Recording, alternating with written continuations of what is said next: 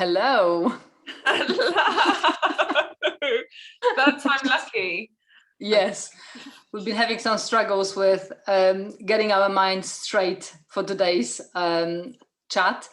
But let's see, hopefully we'll flow with the waters of the full moon in Pisces. And we will explore themes of our emotional worlds. And bear with us, the underwater emotions, the subconscious, and it sort of can make us flow and feel a little bit almost like in a different realm when our minds want to be straight. So that's one theme we'll touch on, and how we experience this. Then we also have the body, as always, present, and the energies of the feminine. Yeah, the feminine energies, right? So, yeah, and when we're talking about feminine, we're not talking about gender, feminine or femininity. We're really talking about the archetypal feminine energy, which is our right-brained, intuitive, emotional, insightful, more kind of diffuse, that softer focus that we're also going to be talking about, and dream world creativity. So this is the feminine archetypal energy that is present in both men and women that we talk about the feminine. Yes. And this full moon, which is again in Pisces, and it's going to happen at 28 degrees of Pisces. And we're going to have it on the night, Tuesday night, at 1, well, I can't remember the time, but it will be on Tuesday. And we have a lot of feminine energy. That's why this is the main theme today, and the energy that we flow with. Feminine, we've got the moon in Pisces, the feminine, and the sun, the opposite, it's an axis. That's why we have full moon. We have moon and sun on the other sides of these axes. So the sun is in Virgo, and it's also feminine. So we have a lot of feminine energy. One thing that is worth mentioning, and I think it flows beautifully at this full moon, is how Virgo's element is earth and Pisces element is water. And the phrase that came up for us was the body of water. The body being the Virgo as the container for the emotional waters of the Pisces to flow. And there's something quite comforting to have this practical, embodied Virgo energy carrying us through our bodies, because these emotional waters may sometimes feel quite, we don't know how to swim in them. They may feel quite overwhelming or too much of that sort of flowy energy. So this is what we invite you to do with us today. Sort of swim with us with this sort of softer focus of being carried in the water, through these waters of emotional and feminine energies. Yeah, you know what I really loved as we were just talking beforehand is how that kind of how it can be messy as well, right? Like us trying to prepare this and just not being able to really articulate or even like pin down themes, and that phrase pinning down feels like the antithesis of this kind of energy, to try and concretize, get structure to pin down, and the water just flows into all different crevices, right? It's not hard to contain water. No, it's hard to contain water, right? It's hard to contain water. It gets everywhere. So that's kind of what we're holding at the moment, isn't it? Finding that balance so that the earth can really hold and contain all of what is flowing within it. And you know, there's, as you're speaking, I'm with this invitation to go even deeper into these feminine, underwater, subconscious sort of inner world. And I've mentioned it in our last on the new moon in Virgo, how we sort of stepping into this darker season, right?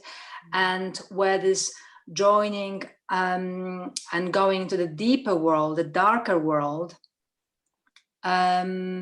is really support. And then soon we're going to have, soon after this full moon, we're going to have Mercury Retrograde, which even intensifies this really rich ground and the waters of inner world. And I was going with this somewhere. I know where. You know, yesterday, so we're recording a few days before this full moon. And yesterday I had this day where I felt very diffused and I felt sort of unfocused and quite emotional. And the thought that came up for me was, well, I cannot show up like this. This is, you know, this is too messy. This is too unfocused. And then I was like, wow, this is what's presenting itself. This is exactly how we may feel, what we may connect with. This, how can I go deeply into myself? Like, even look in my eyes. I'm closing my eyes to connect with myself, to speak from within, right? And so how do I keep this connection going and still show up in the external world, right? Of my commitments, of my family, of my responsibilities, of sticking with my passions, my work in the outer world. How do I hold, right, this without losing myself and switching on the hard focus of, okay, let's get on with this and this and this, and this is the plan, right? And really, yeah, how do I do that? And there was something about the feminine, the messy, the unclear, the unfocused, as there was this thought, if I show up like this, and this is my process, this is not how I consciously think, but that was sort of in the underwaters of my experience. If I show up like this, vulnerable, unfocused, this is not the way to show up in the world, right? This is not acceptable, not approved. This is not what gives you the ticks, right? And then I remembered how I see it in my friends, other colleagues, other moms at school or clients, how we tend to apologize for our mess, for the messy house, for the messy hair. Oh, I'm not wearing makeup. Oh, sorry, I'm this, I'm that. How the feminine and the being somehow is not enough to show up. Somehow we have to do and be something more.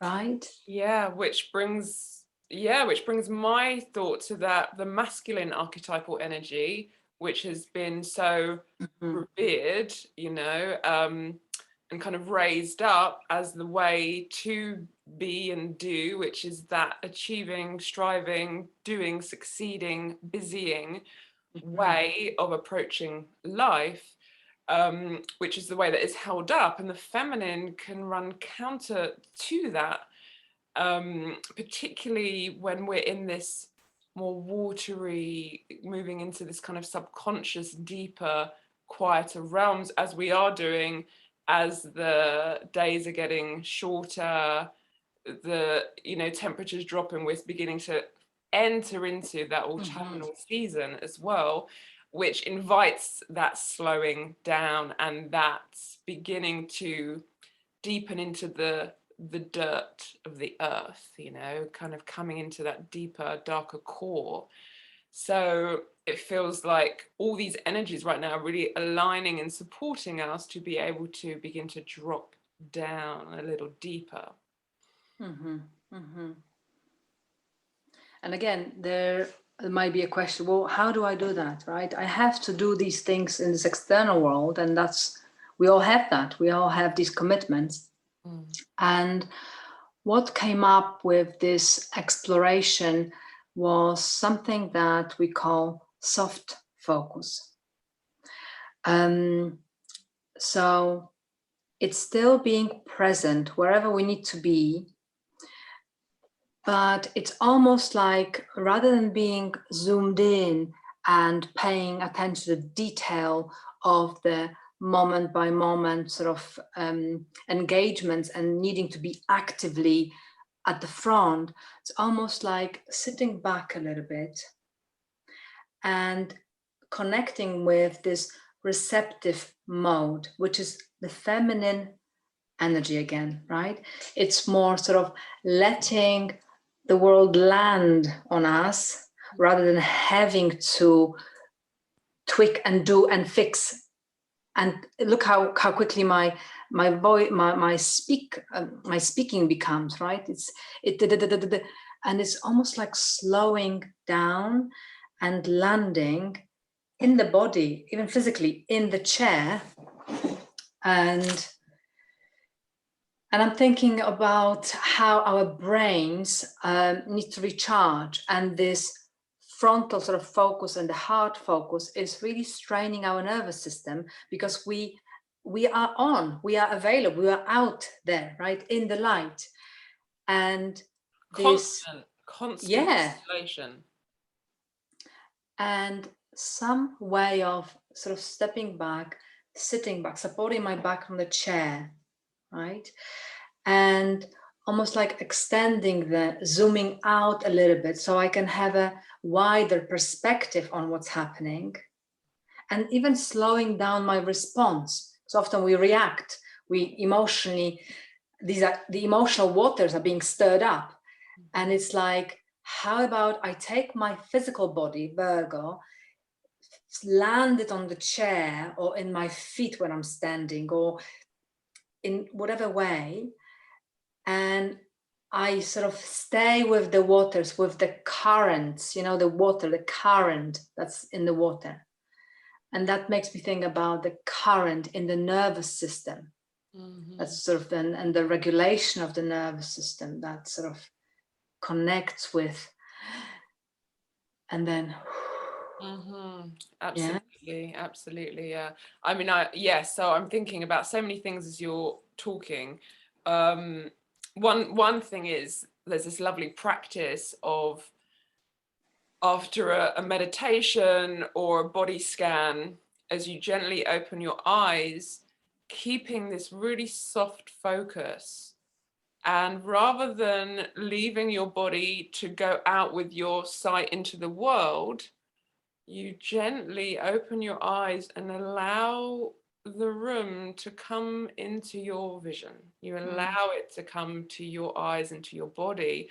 So there is a kind of reverse movement. Rather than looking up and out, we sit back and ground and let the world come to us.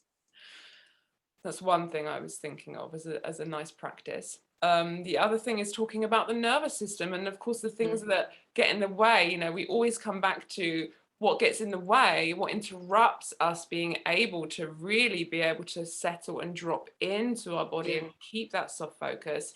If we have nervous systems that are in constant overdrive, which pretty much the majority of people do living in this culture, if our nervous systems are on hypervigilance and hyper aroused constantly, then we are sending this continual signal to our brain, our bodies, that we're in danger, that we can't feel safe enough. We can't allow ourselves to feel safe enough to soften, to downregulate, to really drop into our bodies. So there's also, and conversely, if our nervous system are kind of parasympathetic dominant, and we're feeling that low affect, dulled, flat senses more at the depressed end of the spectrum, then not having enough kind of mobilizing energy or care to be able to come into our body at that level. So really inviting us, I think, to listen in on different levels. But first of all, at the level of the nervous system for me, because that's the thing that screams most loudly. right? So thinking about our work and inviting people watching, if this is something of interest to you and something you want to deepen into, exploring with us, how do we attend to ourselves in our wholeness, in our fullness, and how do we begin to inquire into what are the things that inhibit, what are the things that get in the way for us really being able to come in and ground ourselves in a way that supports us to move through the world. So we can explore things like the nervous system, ways to support our nervous system, either to kind of down-regulate or upregulate and mobilize ourselves. Also looking at the superego, because that's another thing that gets in the way of us being able to fully embody ourselves. Right. So if you are interested in exploring further, we would love to open up a dialogue around, like, what is it that is needed? What do you need? What do you want? And what can we offer? And from there, maybe we can create something, co-create something together. Yeah. Yes, and especially at this full moon and this axis, Virgo and Pisces, the theme of devotional practice, devotional attention to the body, again, even deeper now, not from this self-improvement way of sort of whipping our bodies into some change or criticizing them for being activated, like we speak about the nervous system, right? We say, like, why do I get so anxious? There's this, we don't know how to soothe the body when it gets activated, right? And it takes time, it takes practice, and it's a devotional practice. So now with this Virgo Piscean axis, we've got this health and healing potential. And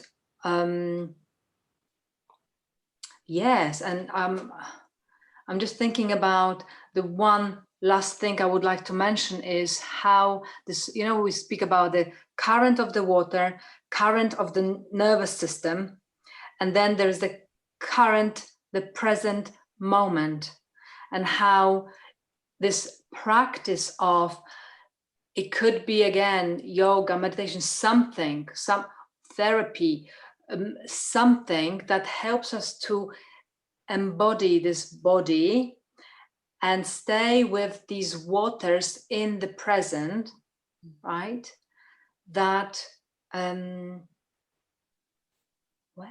may sort of help us to feel the softness of the water and the flow of the water and the flow of our emotions, and that there is, rather than there is this wall of disconnect, there is this flow of connecting and getting to know and softening and deepening. Great. Yeah. I'm in. So let us know, please. A comment on YouTube or contact us personally, via our websites, our emails, and we will see what unfolds. Come and sit with us. Yeah, please do. So thank you for listening, right? Yes. And we made it. We've swum through it somehow. We swam through. Okay, good. So till next time, I might not be present on the new moon talks. I'm feeling my way through that, but I'll be back for the full moon, and Mila, you'll be back for the new moon. Got your back. Okay. Appreciate it. Okay. See ya. See ya.